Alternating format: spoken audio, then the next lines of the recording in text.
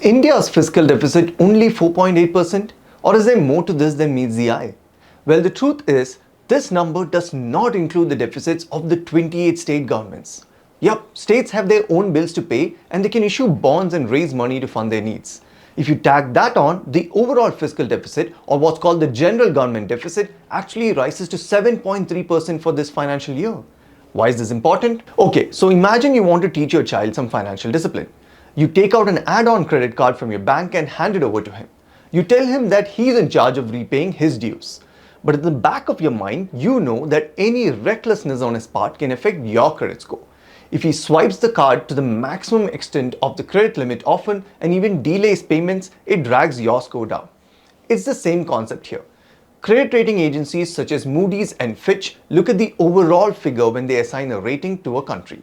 So even if the center exercises restraint, excess borrowing by the states hurts the country's credit rating. And the thing is, these ratings actually decide at what rate the central government of India gets to borrow from other investors. Lower the rating, higher will be the interest demand from them.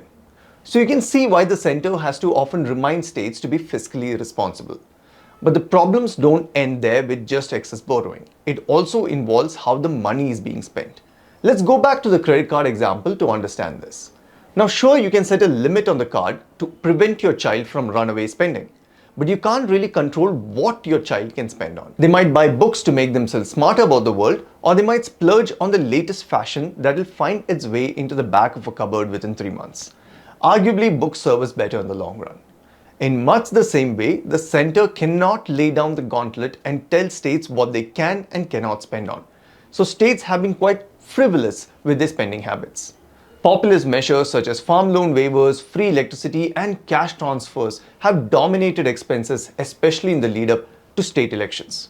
Sure, a country like ours needs welfare-related support from local governments, but if it crowds out spending on developmental or infrastructural needs, then it becomes a problem. So the only question is, how can we fix this? And if you want to know the answer to this, check the link in the comments